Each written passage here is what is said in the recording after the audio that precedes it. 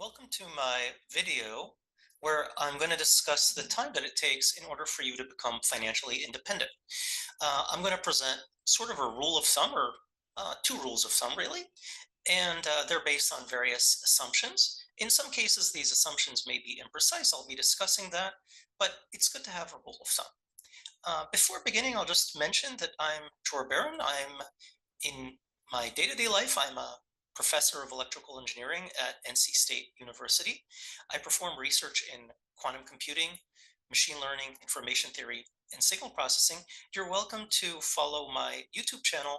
You're welcome to follow me on Twitter. If you have any questions, comments, you're also welcome to email me. So with that, I think we can begin. And our motivation is that many people, many adults are working and want to retire at some point. And some of them want to retire early, which is abbreviated by RE. And in order to retire early, you must be financially independent, or FI.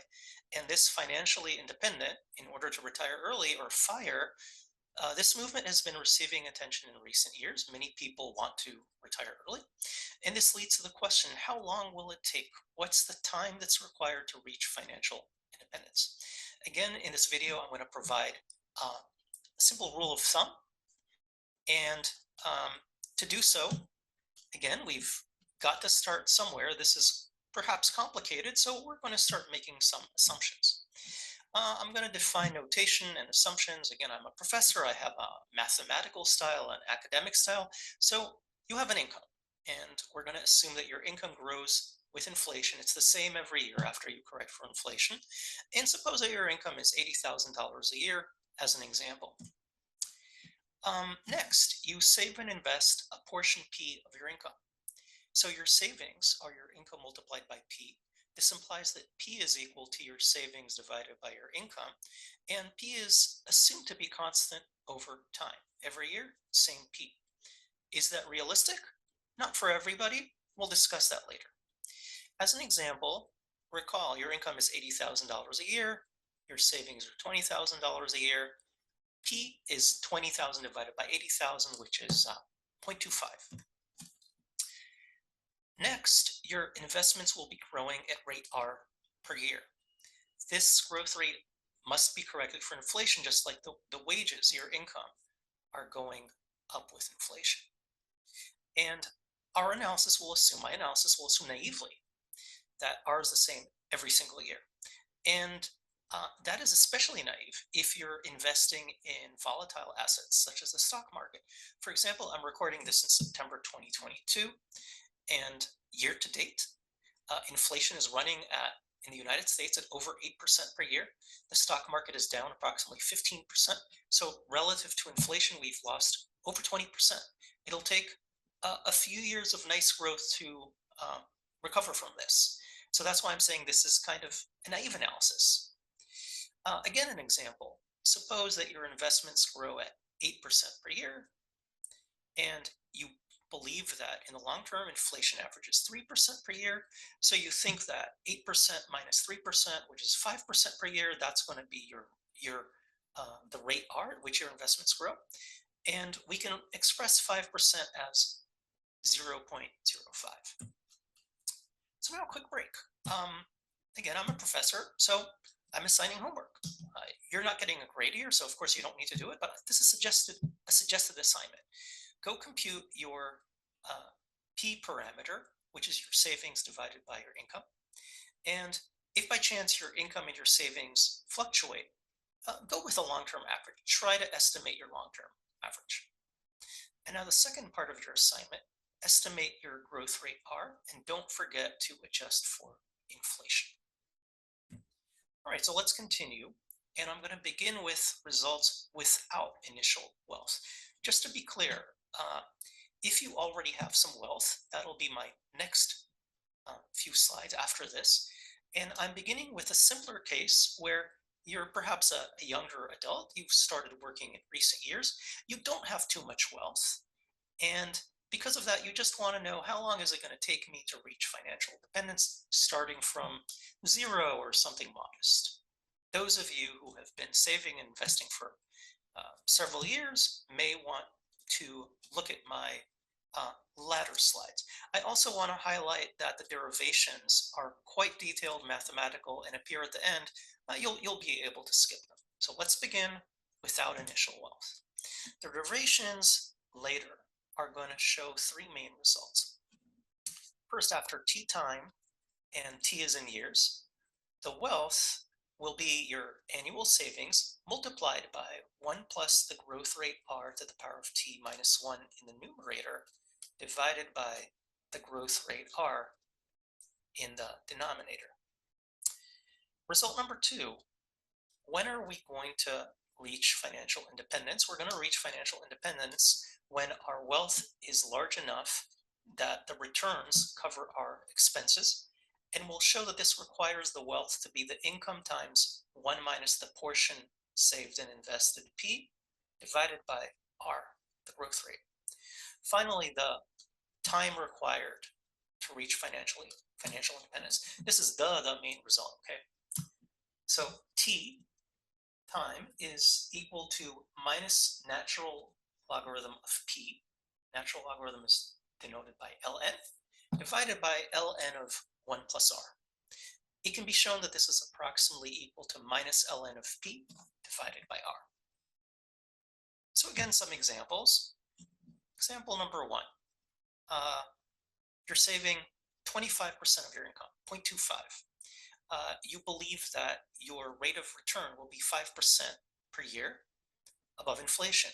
T will be minus ln of 0.25 divided by ln of 1.05, and that's equal to 28.4. So 28.4 years.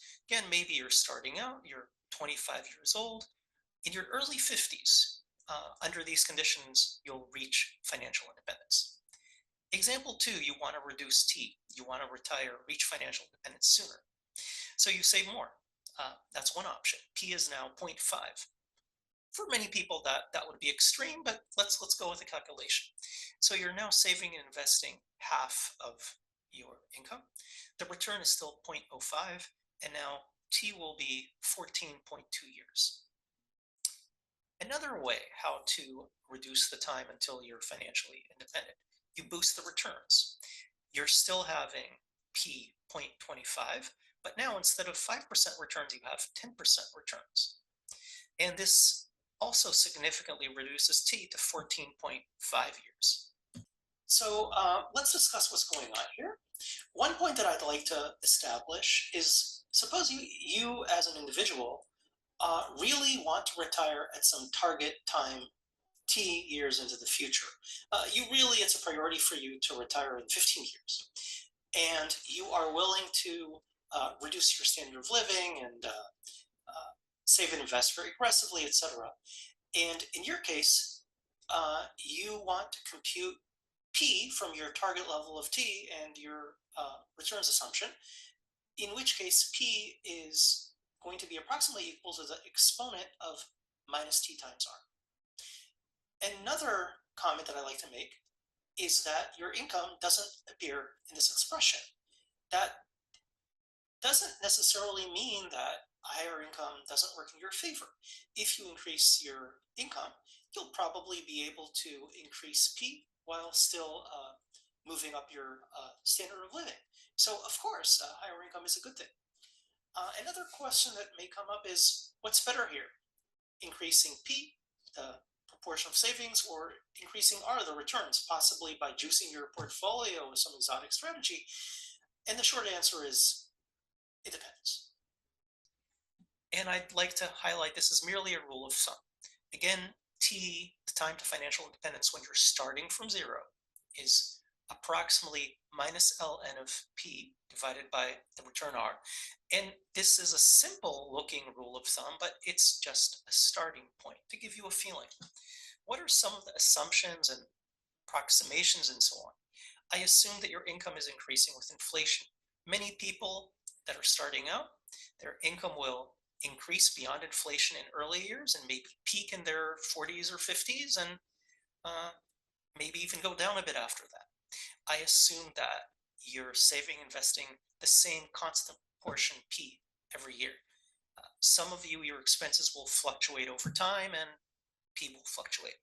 I assume naively, very naively, that R is the same every single year. And I already told you that year to date in 2022, people investing in the US stock market have lost around 20% relative to inflation. I also assumed the same expenses before and after financial independence. Some of you may want to change your lifestyle. I ignored social security income. In many countries, there's various social payments. Uh, some of you, many of you will probably enjoy these payments. I ignored taxes. And there's a small approximation that I used. Recall that I said that T is minus ln of something divided by ln of something else. And I said I gave an approximation. That approximation later in the derivation will rely on a Taylor series. The Taylor series for the logarithm is just a bit imprecise. So but it's practically speaking, it's not going to be a significant error. So you may be wondering, oh my, there's so many assumptions here. This is an iffy rule of thumb. Maybe I'll trash it. So here's my recommendation. Be conservative in your estimate of your returns. Why is that?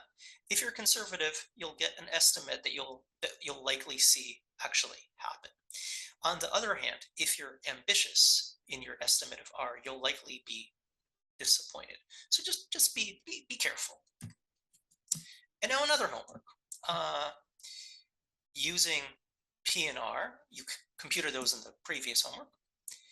Calculate how much time it'll take you to reach financial independence. Again, assuming that you're starting from zero, based on the formula minus ln of P divided by R. That's part one. Part two, change P and R and see what their impact is on your individual T based on your numbers.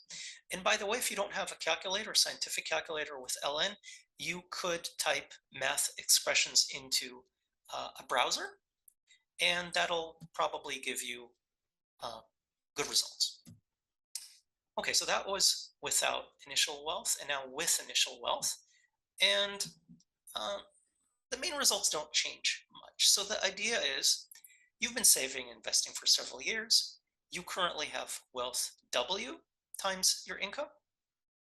So it's a multiple of your annual income. And it's intuitive that if W is large, if your wealth is large, you have less time remaining to be financially independent. Some of you watching this may actually already be financially independent, so good for you. And the derivation later is going to show that T is minus ln of P plus W times R. That's a new term, divided by ln of 1 plus R. And similar to earlier, a Taylor series approximation says that ln of 1 plus R is very similar to R. So I have minus ln of P plus W times R divided by R. So now let's think about it. Instead of ln of P, the portion that you're saving for retirement, I'm adding W times R. The number of years of wealth, number of years of income in wealth, multiplied by the return that it's giving me. So W times R is basically extra saving and investing that my current portfolio is creating. And here's an example. Similar to before, P is 0.25, you're saving 25%, you're expecting 5% returns. W is 5, meaning you've saved and invested 5 years of income. That's your wealth right now. So T is minus ln of 5 times 0.05. So that's the new term, plus the 0.25 from before, divided by ln of 1.05. And it's equal to 14.2 years. Earlier we had 28 point something, now 14 point something, because you already have saved and invested 5 years of wealth. All right, not bad. So another homework, your last homework. I'm not going to bug you anymore. Go calculate your wealth, W, which is your wealth divided by your income. And you calculated P and R earlier. Now you have W. And calculate the time that you have remaining until you're financially independent in your specific situation, minus ln of P plus W times R divided by R.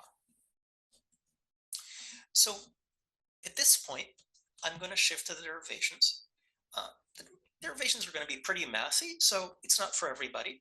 Those who want to check out at this point from the video, that's great. Thank you very much for your attention. If you like the video, please like it. Please subscribe to my YouTube channel. Um, and I also want to acknowledge some people who helped out.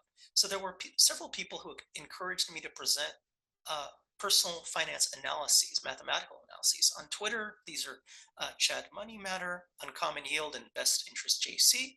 They all told me that uh, it's hard to predict what will interest people, and I might as well do it and see whether people like it. I also want to thank my colleagues Ahmad Bayrami, Yua Liu, Devishwar Hariharan, and Abhishek Gupta. They all appreciate mathematical approaches to personal finance. So now, what you have all been waiting for, the derivations. I'm going to again begin with the analysis without initial wealth, and you'll see later the analysis with initial wealth is quite similar. And we're going to begin by computing our wealth after T years. So let's think about year number 1 in our saving and investing program. In year number 1, I have savings, and it has T minus 1 years left to grow. And because of that, those savings were multiplied by 1 plus R, the annual multiplicative increase in my investments, to the power of T minus 1. What about year number 2? I now have T minus 2 years to grow, and my savings will be multiplied by 1 plus R to the power of T minus 2. In year T minus 1, I jumped ahead. I only have 1 more year to grow. So my savings will be multiplied by 1 plus R, which is equal to 1 plus R to the power of 1. And finally, my last year, year T, no time left to grow. My savings will be, well, not multiplied by anything. They'll still be savings. And you can think of that as multiplying by 1 plus R to the power of 0. So now let's analyze what happens to your wealth. In year number 1, your savings became multiplied by 1 plus R to the power of T minus 1. In year number 2, your savings were multiplied by 1 plus R to the T minus 2. In year number T minus 1, they were multiplied by 1 plus R to the power of 1. And in year T, they were multiplied by 1 plus R to the power of 0, which is 1. And after 2 years, let's sum together all of these terms. We have savings multiplied by 1 plus R to the T minus 1 in year 1, 1 plus R to the T minus 2 coming from year 2, all the way to 1 plus R to the power of 0 in the last year. And what we are going to be doing soon, we're going to be analyzing the expression in the brackets. And to do so, I need to understand geometric series. So let's have an interlude, a change of pace. What are geometric series?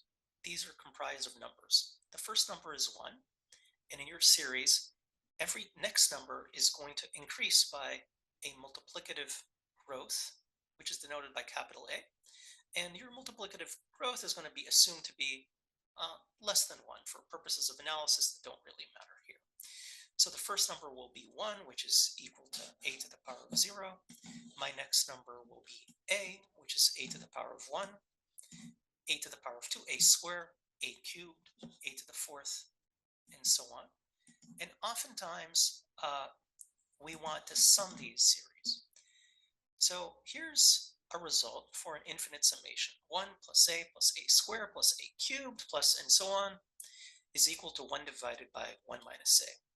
But now suppose that you have a finite summation, a finite number of terms in our geometric series, 1 plus a squared up to a to the power of n minus 1. So now I still have 1 minus a in the denominator, but I have 1 minus a to the n in the numerator, and this expression can be re-expressed as a to the power of n minus 1 in the numerator, check mark, divided by a minus 1 in the denominator. Those of you who want to learn more, those of you who are unfamiliar, or you just want to double check me, absolutely. Details about geometric series and arithmetic series in another video that I made. So back to our analysis. Our wealth was savings multiplied by a term in square brackets. And let's reorganize this term. Instead of 1 plus r to the power of t minus 1, then t minus 2, and going down, I'll begin with 1 plus r to the power of 0, then 1 plus r to the power of 1, and going up to t minus 1. Next, recall that we have a finite summation with a similar structure. A to the power of 0 plus a to the power of 1 plus a squared up to a to the power of n minus 1. And we saw that this was equal to a to the n minus 1 divided by a minus 1. So from our expression in the brackets, let's realize that the t minus 1 means that n is equal to t, and the multiplicative factor a is equal to 1 plus r. And plugging these terms in, we have 1 plus r to the power of t minus 1 divided by 1 plus r minus 1. And you'll note that in the denominator, 1 plus r minus 1 is simply r. So I have 1 plus r to the t minus 1 divided by r. And after 2 years, your wealth will be your savings multiplied by 1 plus r to the t minus 1 divided by r. All right. So that's your wealth after 2 years. But we need to analyze financial independence, which means how much wealth do you actually need? So we're going to be generating, when we have some wealth level, wealth times return our income every year, just from our wealth, our investments. So you may think, well, I want wealth times r to be greater or equal to my income. Well, that would work, but you can do better. So savings plus spending are your income, and therefore your spending is your income multiplied by 1 minus p. So what we really want is that our wealth multiplied by r will be equal to our income multiplied by 1 minus p. So we're going to design t to ensure that your wealth is equal to your income times 1 minus p divided by r. So now let's recap where we are.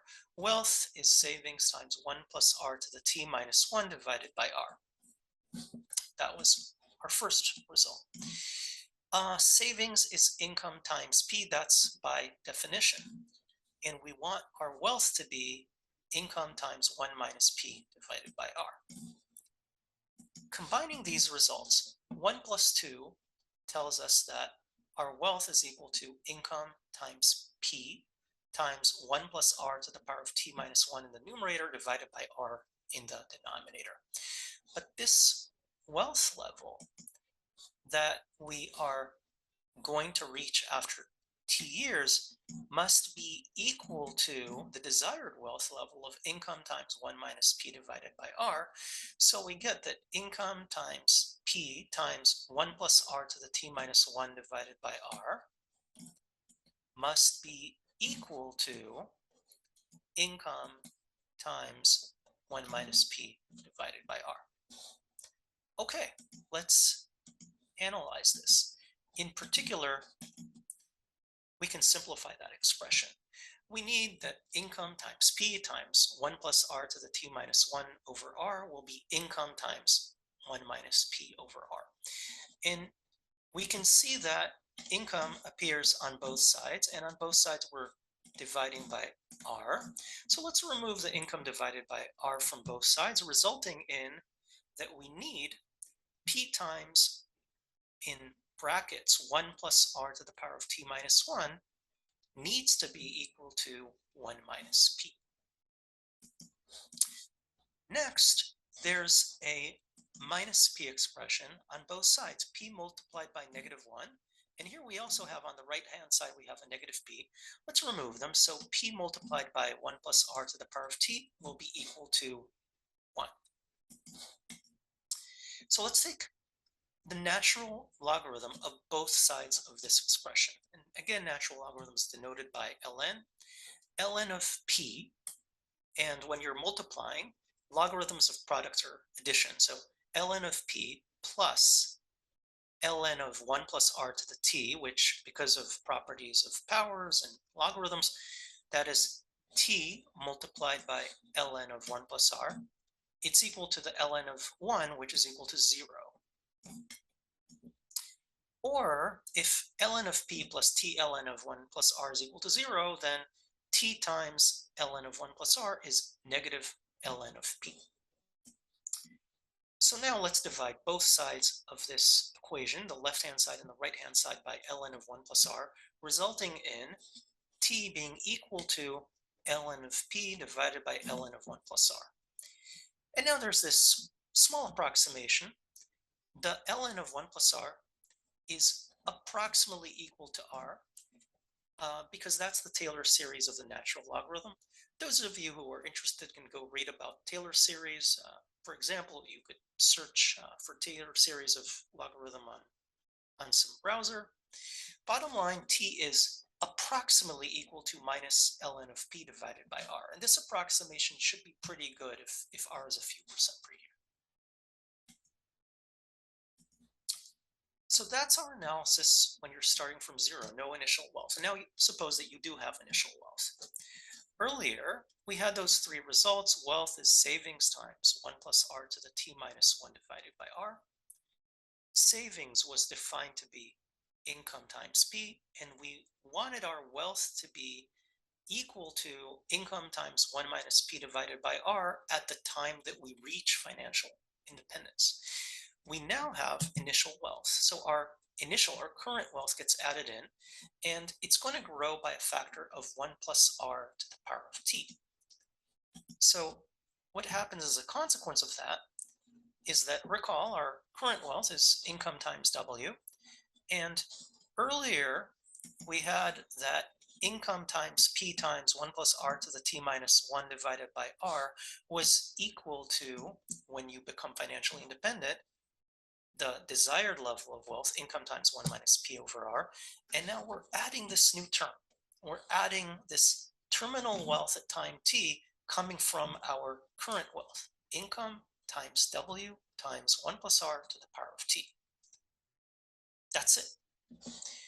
And with this expression, we can simplify similar to before. We need that the income multiplied by p times 1 plus r to the t minus 1 divided by r plus the new stuff will be equal to income times 1 minus p over r. Income appears on both sides. R also appears here. So let's multiply both sides, the left and right hand sides of the equation, by r divided by income, okay? So we need p times 1 plus r to the power of t minus 1. So this expression became this thing, plus w times r times 1 plus r to the power of t equal to 1 minus p. And I'd like to highlight the r term. I multiplied both sides by r divided by income. Earlier, and I'm changing color, I had r over here. I had r over here. I did not have r over here. So when I multiplied, I have this new r factor. Let's continue. I have a minus p times minus 1, and negative p on both sides, similar to my previous derivation. Let's cancel those out. I need p times 1 plus r to the power of t plus the new term w times r times 1 plus r to the power of t must be equal to 1 when I reach financial independence.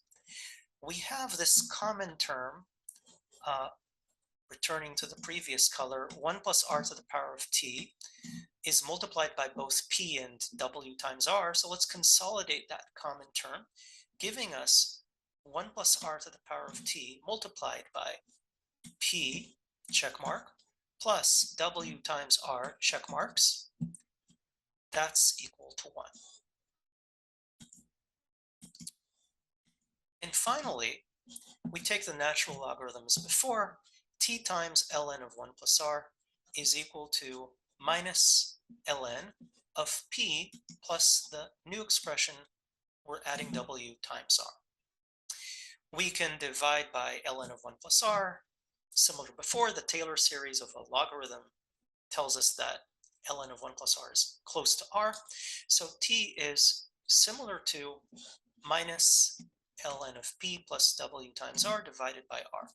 As I said earlier, the only thing that happened here intuitively is that earlier we had P in the numerator, ln of P, and that's because we were saving a proportion R of our income every year.